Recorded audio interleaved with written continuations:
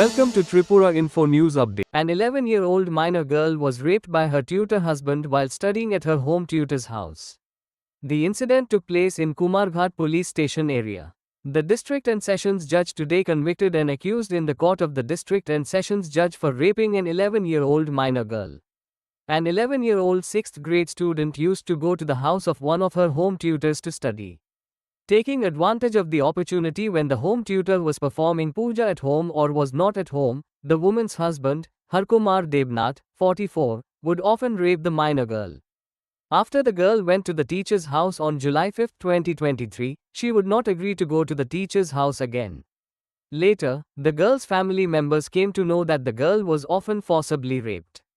Later, the girl's father filed a case against Harkumar Debnath at Kumarghat police station on July 8. The investigating officer of the case, female Inspector Mandira Debnath, submitted the charge sheet in the case on July 31, 2023. A total of 12 witnesses testified for the government in this case. Today, Special Judge Amarendra Kumar Singh sentenced the accused Harkumar Debnath to 20 years in prison, a fine of 11,000 taka and 4 months in prison in default. Special PP Sunirmal Dev conducted the case for the government. Special PP Sunirmal Dev and lawyer Sandeep Debroy gave details about the matter at a press conference today. Listen to the judge's statement. আমাদের মাননীয় আদালত থেকে একটি রায় এসেছে 14/25 ইংরেজি।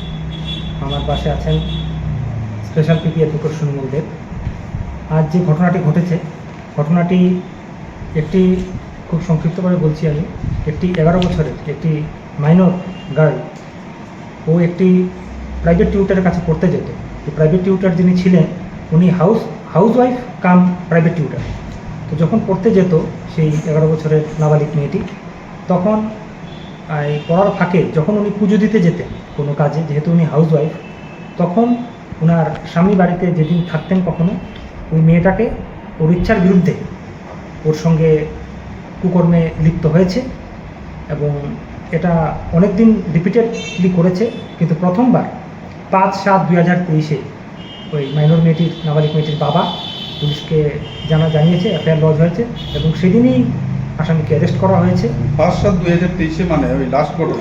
Last এর আগেও একটা হয়েছে, মানে 27/6/2023 হয়েছে। হ্যাঁ, তো মেয়েটা মানে একটু অ্যাড করলাম, মেয়েটা মানে ওই প্রাইভেট টিউটারের কাছে যাইতে চাইতো না।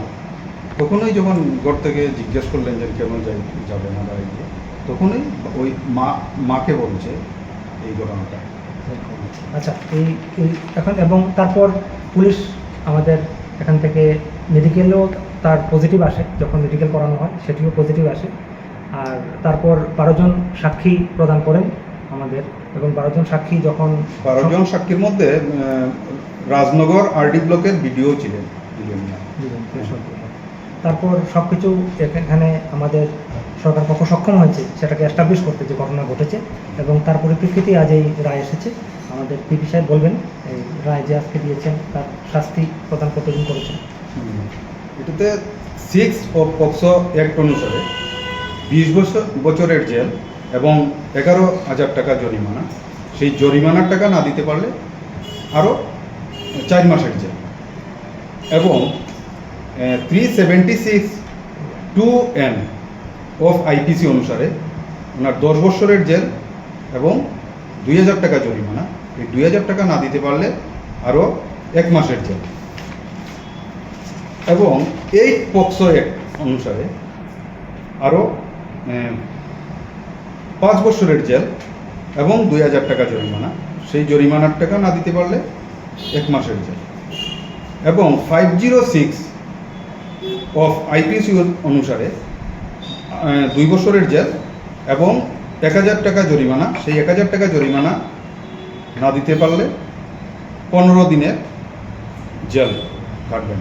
সবগুলো পানিশমেন্ট একসঙ্গে চলবো, যার জন্য ওনাকে 20 বছর জেল কাটলেই চলবে এবং জরিমানার টাকাটা ওনাকে দিতে হবে।